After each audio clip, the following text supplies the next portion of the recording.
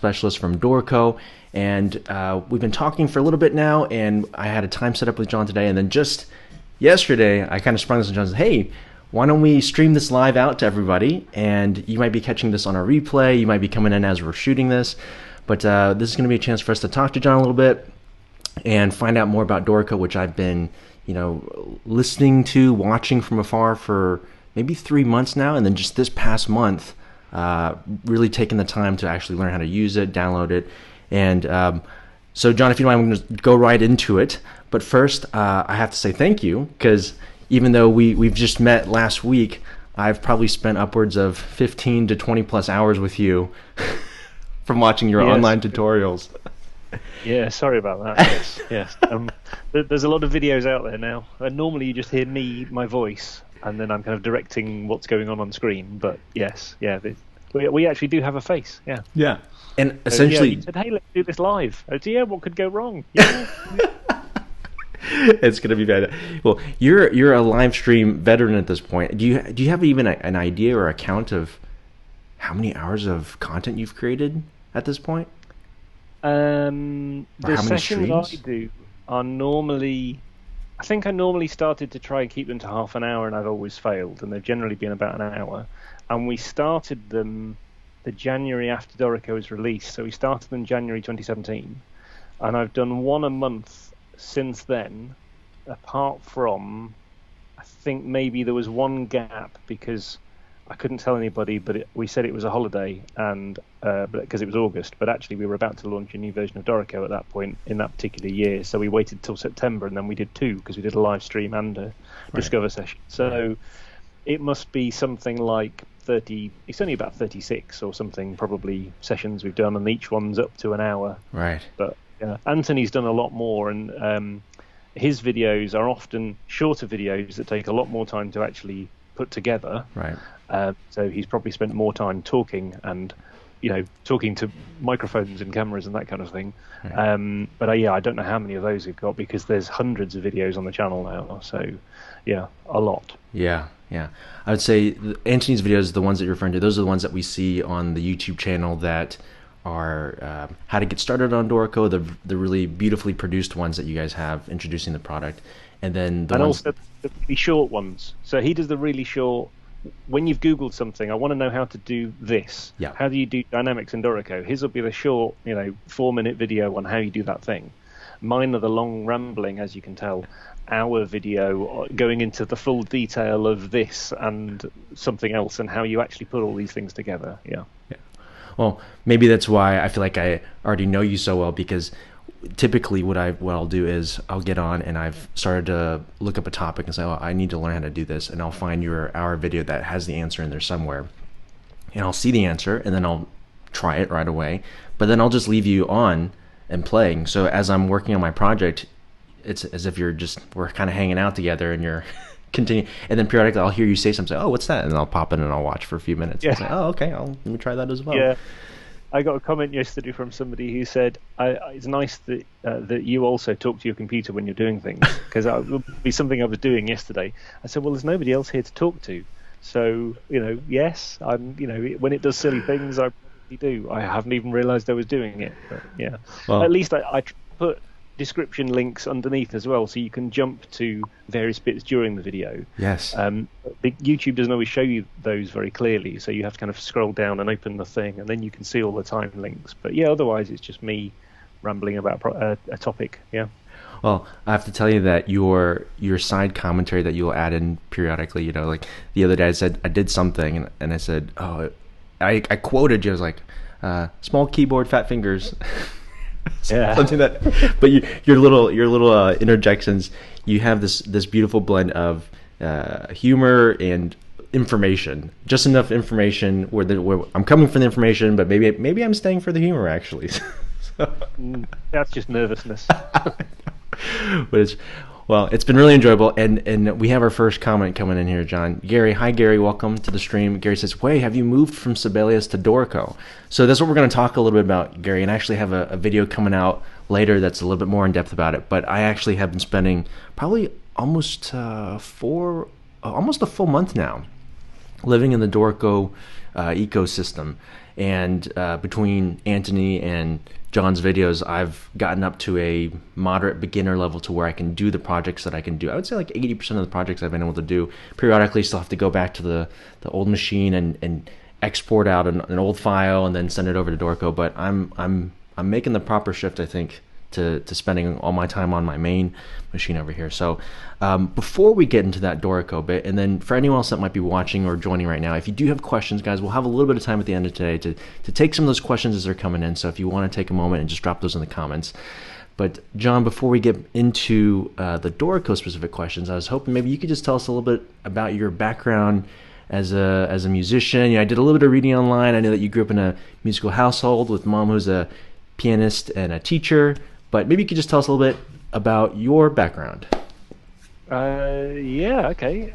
Yes, it was a musical family. My mum played piano, encouraged me to do that to start off with, so I actually started on piano first. In fact, you asked me before, I think. So what was your first instrument? Because there's a bass behind it. That's right. When I met John for the first time last week, when I watched the videos, as if with a friend, I was like, oh, I wonder what John's primary instrument. And it was something about the way you were plunking in the chords. You just went boom, boom, boom, boom, and then you had some 11s and some 13s and some add 6s in there. I was like, I bet John is a pianist. But then the bass was on the wall, and then I said, now this is all very confused. I don't know what's happening anymore. Yeah, we always had a piano in the house, and I don't have a real piano in the house anymore. They're all digital at the moment, unfortunately. But yes, I originally was a pianist. But then I started looking at, other instruments, and I think I was probably about 11. I think I thought, right, I want to play something else. And actually, before that, I'd tried a little bit of violin, and then I decided I want to play saxophone. So actually, really, if it's we're just going to put you in front of some music, play it, go. Saxophone is going to be probably the thing I'd pick up first because that would be the easiest thing for me to play. That's probably my first instrument, but also because you only have to play one note at a time, so right. It's going to be easier. Right. Coming from this, that's a walk in the park. Yeah. So apart from transposition, and that's easy anyway. So that's fine. So yes, in the cupboard there's some saxophones. So really, when I was at university, by that point I was a first instrument saxophone, second instrument piano at that point. They were on a par, but yeah, I was really a first saxophone. But also then you get to play in bands with other people, because if you're a pianist or a keyboard player, there's normally only one of you. Whereas if you're a sax player, especially in a big band, you get to play with a lot more other people. Right. So I think it was useful then for me to be able to do that. And I found in what I do now, it's certainly useful to be able to play piano, no doubt. Really glad I ever did that. Okay. But also to understand transpositions and how other instruments work, and and that kind of thing, and different techniques. I think learning other instruments is also useful. When I was playing a lot more in a function band, that's when I then started to play a little bit of bass, a tiny bit. It's actually on the wall to kind of remind me that I should a bit more. And, pick it back up. And also because saxophones are very difficult to dust if you leave them out a lot, right. Whereas a bass is a little bit easier. Yeah. So I'm not really a bass player. I'm also an even worse drummer, but there's a drum kit in the garage. Okay. So I play a bit of lots of bits as required, but not really very much bass. The people who actually know me will be going, he doesn't play bass. But it's there. So. Well, from your stream, you look like a professional bassist with it hanging on the wall. So. Oh well, there you go. It's all in what it looks like. Yeah, right. So where does music notation come in for you? So we all learn music notation when we're in school, and then when you enroll in university, you take your music theory courses. But when does music notation go from what you're doing in class to, oh, this is my first encounter with some sort of music notation software? Yeah, I've realised actually probably later on, that actually for me, what things look like and design is actually something I really like. When I've dabbled in other fields, other creative fields as well, even things like web design, it's been more about making it look right, rather than getting into coding things. Right. So I think part of that comes down to the music again, and actually making the notation look right. I'm one of those people where, maybe I should say on a good day, if you give me a written page of text, I'll go, oh look, there's an error there, there's a typo, there's a problem. It's spotting those kind of things. And you do the same with music. So getting decent notation for on the music side of things and writing things down has always been important. But also, originally I was taught very classically. So when I was first learning piano, I actually like my mum as well. When I was growing up, I couldn't play you something unless it was written in front of me, because I didn't learn things as quickly, and so I used the notation a lot more, and would therefore, when there was a piece involved somewhere, I would look for the notation or try and create a bit of that part, aid memoir, if you like, for what you're doing. But there was also so many things I was learning at that point.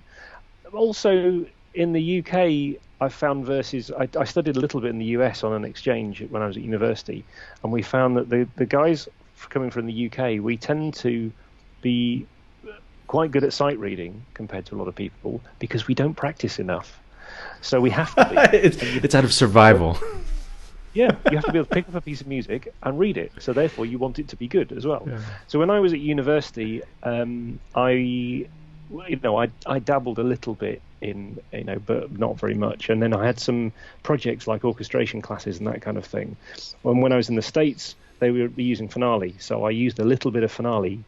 I think it was Finale 97, Finale 98, something like that, a long time ago. When I came back over to the UK, I was doing some classes similar, but they were using Sibelius. It was just out on the PC version at that point. The Mac version wasn't quite. And I was studying in Cambridge, not at Cambridge University, but in the city of. And so I kind of was using that and interested in the tech side of things, and I'd help other people out when they got stuck with things and that kind of thing. So then I wrote lots of companies an email, and to Sibelius I wrote them an email and said, I can make a cup of tea, I've got any jobs going, that kind of thing. And they did have a job in tech support. So I then started that way, actually doing a lot more in notation, because up to that point I would also be using Adore for this, and I'd be using lots of other things. But then I, of course, properly got into the nitty gritty and all of the technical bits of how the notation programs worked from that point. But that was Sibelius. I think we just done 1.2 at that point. Wow. Finale would have been it would have. I started in 2000, so it's quite a while ago. Now you know how old I am roughly. So notation wise, it's always been important for me. But up to that point, yes, I was doing a lot of handwriting things. I would be transposing music every Sunday or every Saturday for Sunday morning, and writing stuff out and that kind of thing, thinking surely there's an easier way of doing this. And thinking, notation program. So that's kind of how I got into it. Really, is doing those kind of things. Really. Wow, that's amazing, John. Because in my mind now you are, firmly seated on the Dorico Jedi Council when it comes to how notation is being used and developed, and now teaching is a big part of what you do now online. Today, traveling all over the world to give your sessions, and to hear that you started as the guy that cold emailed, I guess, right, to Sibelius and said, "Hey, I'm a guy. Yeah, I can do stuff."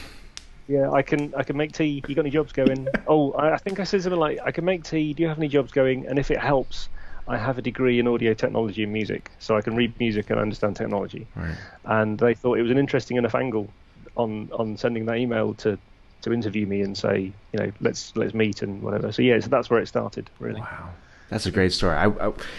I can already see that we could talk about this. This is a longer podcast episode that we'll have to do at a future date, John. But we do have. What's that? Tune in next week. Yeah, right. Next week. This is going to be the beginning of a weekly show that we start having across the pond, John. So, but I do want to get into the question, because I have some questions about Dorico that I thought would be useful to kind of just share with everybody at once. And also there have been some questions that I've since gathered since even last week that friends have been asking, because I told them that I'm going to meet John next week, and what are some questions that you'd like to throw over at him? So, as an icebreaker question though, so first off, John, we have a similar trajectory where it's Finale for a little bit to Sibelius, and then now Dorico. If you likened Sibelius to, say, maybe your first car, and now you're driving in Dorico, how would you describe to a friend what it was like driving in Sibelius and now you're driving in Dorico. Well, actually, this might be cheating, but in one of Anthony's videos, he says something like, I can't remember the exact phrase, but something like, in the future, everybody will be driving an electric car and everybody will be using Dorico. So maybe in a way that's, there are lots, you can get places in Sibelius. You might need a few plugins to get you there. You might need a few workarounds to, make it happen. But future-wise and where things are really going, it's a different game.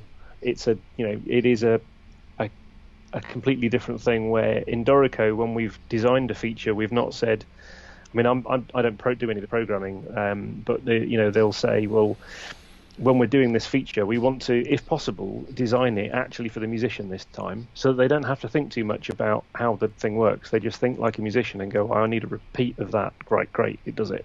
And it does a lot more of those things kind of more automatically if possible, and leveraging a lot more of, surely a computer should be able to do this a bit more easily because it's a kind of, grunt work type thing.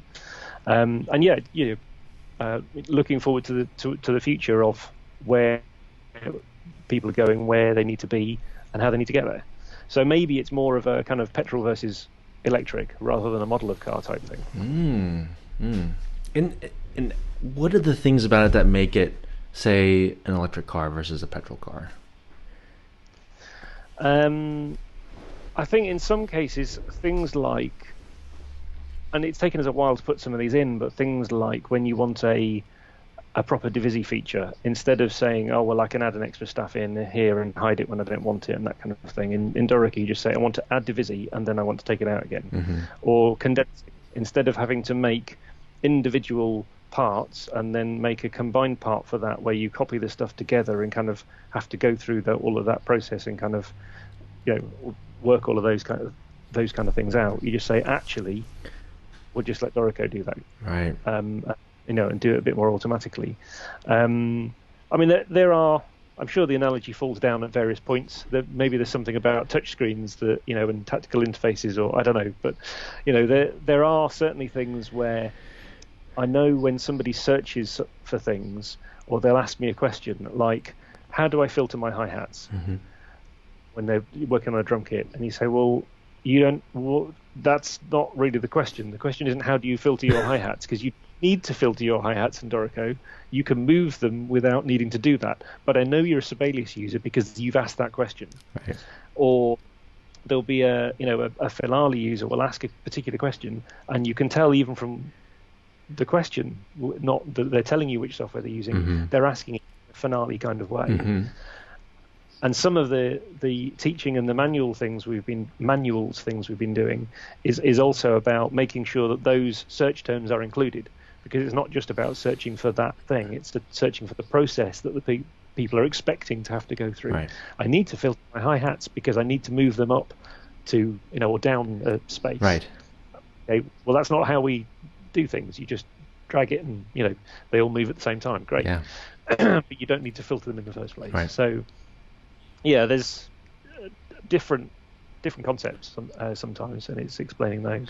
I will say one of the draws for me that finally had me make that jump was the desire to future-proof myself for the future. And if you're coming from a Finalius or Sibelius, which has reached a certain precipice of where they are in their development, whereas Dorico has just been on a steady upward climb in development and features, and I see you guys listening to the community and implementing changes right away, and the responsiveness to the community has been just something that makes me say, oh wow, they're building it for the user, and they're also leveraging all of their experience as a team into this new product. So maybe we could talk a little bit about that as well, because you are a veteran team that's moving with lots of experience in the music notation world, and you have reinvented how we think about how things are noted, even from adding a measure or deleting measures. There's a different way that we're interacting with the interface now, but maybe you could tell us just some from your perspective, the behind the scenes of, hey, what is it that we're doing differently now because we have all this previous experience to catapult us into the current. Yeah, we even said at the beginning, it's a bit like you do a project and you go, great, we've done this project, isn't it good? And then somebody says, right, now put that over there. You're not allowed to touch that project. Here's some money. Do it again. You don't make the same mistakes the second time. You go, oh, you know when we did that thing and it led to that dead end, or we know that 5 years down the road somebody actually also needed to include this and we couldn't because we need to make sure we incorporate that this time when we do it. So there's quite a number of things, even little things where somebody says, when we do so-and-so, don't forget that thing, this other case also needs to be included. And the frustrating thing for us is really time, in that there's lots of things we'd like to be able to do and we haven't yet had time to do them, which is, I suppose, why we're still doing that kind of trajectory. But there are certain things where, without being too specific, there's a feature I can think of where we said, when we do that thing, and it's basically the same person who's writing it who wrote it before, and he said, so here's a demo of this new feature, and and here's the problem that we had when we did it last time, and here's how we do it this time. And somebody said, but you created that problem last time. He said, yes, I know. I'm making sure that we don't do that again. And I learned from it. Exactly, and that's the main thing. Is it is basically the same team of people, but doing things and they're going, with the benefit of hindsight, we wouldn't do it that way. Right. And also with the aim of making things a bit more musical this time. So even simple things like dynamics, they're no longer, some of them are text and some of them are lines for hairpins and that kind of thing. They're all now dynamics. I think even in the Sibelius manuals, it was difficult to search for the word dynamics as a musician because they were expression text and the hairpins were lines, because that was the easiest way to program them. So this time they said we shouldn't be able to do that. You should be able to change a hairpin to say the word cresc. They should all be encapsulated as dynamics because the musician's thinking of them that way. Our difficulty actually now, especially teaching people, is it's more difficult teaching people who've used another program because they have preconceived notions now that we put in their heads as to how something should work. And we're going, no, forget that. You don't need to do it that way. Because it's actually sometimes easier teaching people who've never used notation programs before, and they just go, "Oh right, yeah, that makes sense."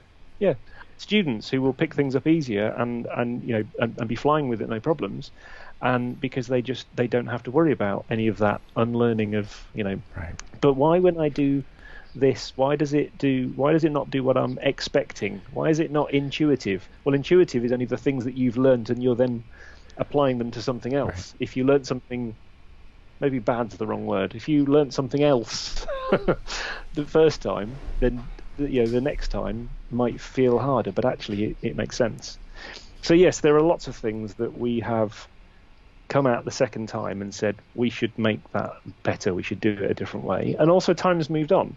So the reason we do lots of videos is that most people these days, when they want to learn something, when they want to find something out, they don't reach on the shelf for the Sibelius manual or the Finale manual and kind of look through what it is. They go to Google and they search for something, and they search, how do I do this? How do I do X in Y? That's what most people do. So we started at the beginning by saying our documentation will be online and searchable and Googleable, and you will be able to, we also do videos. That means you can search for things, because that's the kind of thing that Google wants to bring to your attention. It wants to bring, they own YouTube. They want to bring things to your attention. So we've aimed all of even the support materials that way, to say this is how you can find things. Yes, there's things we can still, make even better on that front. But yes, that's thinking about how do people do things these days. Also, things like, I now use a laptop more often than I ever did. In the year 2000, I certainly didn't own a laptop. You had a big desktop computer, and that's what everything was designed around. Right. These days, you want to be mobile. I mean, I'm amazed this week that without showing a brand, I can have a hard disk this size, which is far bigger than the one in my NAS, and it's light and portable and faster than the one that's in the NAS drive. Like, that's So it's working towards those kind of things. People wanting to use multiple sample libraries, but also travel with a laptop and be able to use Dorico and the shortcuts and everything else, and responding to what people, what musicians' needs are these days, really. So. Right. I definitely read multiple versions of Sibelius manuals over the years, and as a bit of user feedback from just this past month, the online presence that Dorico has with the instructional materials, it's exactly what you're describing. Where I don't know how to do something, I'll type in the key terms or how do I, and then I would say probably 80% of the time a video will pop up and it has the answers, because the first 100 questions are predictable, and you guys have already done video examples of how to do them, and then maybe the remaining 10 or 15, 20% have been in the forum on Facebook from users sharing examples or asking questions. And it's been a very, every forum has its personality to it, and from what I've seen so far, the Dorico forum has been so community driven and positive and supportive of each other and sharing that information. Could you talk a little bit more about the approach for Dorico and education per se? Because you're spending a lot of time educating the users to get them in the door, but also you've had some initiatives to serve the education community, whether it be teachers and students. Yeah, I mean, we from learning from previous history, we know education's important. Getting people and students using annotation software early means they're likely to continue using it, unless you've done something really wrong. So yeah, we also, from talking and in previous history and now talking to teachers to solve the kind of things they need, there are also parallels with professional world and things people need.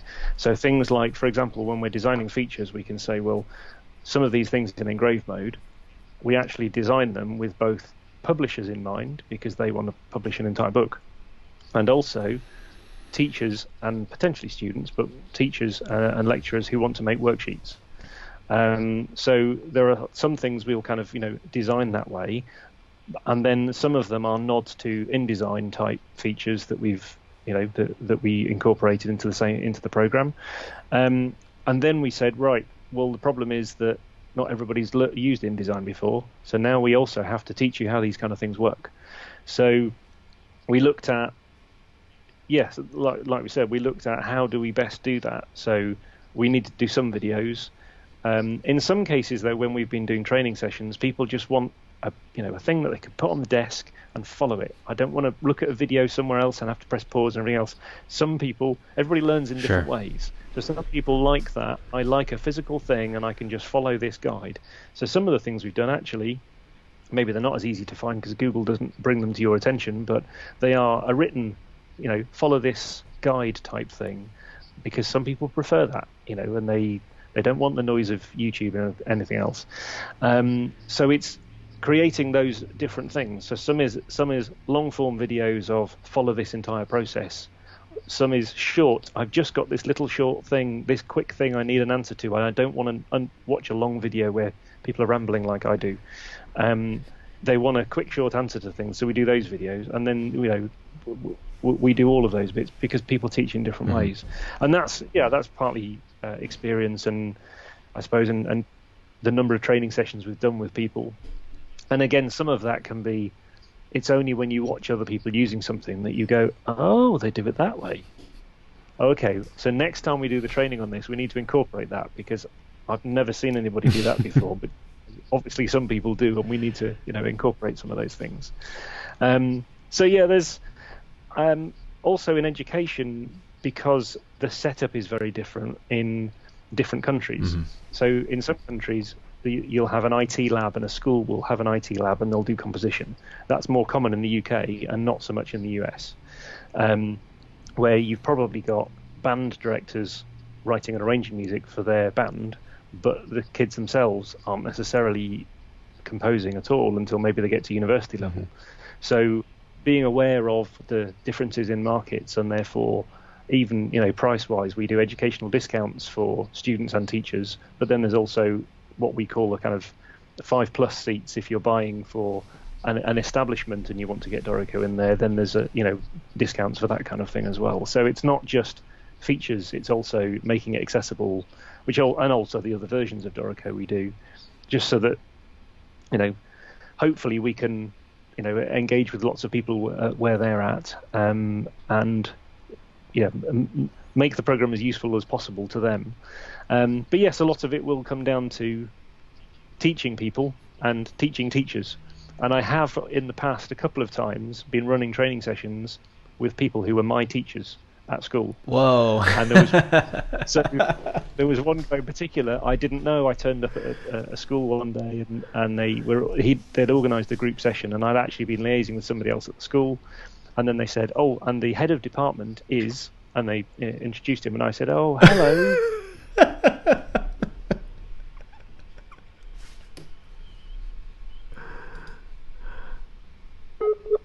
Oh, I think I have a connection.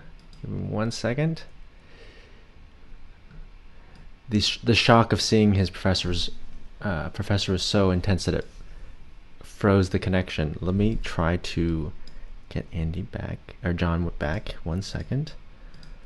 Let's see. Reconnecting. There's a poor network connection. One moment. Hang in there. Hang in there. We may restart the stream, but that was a great story. Okay, let me do this. I'm going to pause this connection, and then we'll do part 2 of the video. How about that? Okay, and I don't think this is coming back. Yep, call ended. All right, we'll be back in part 2.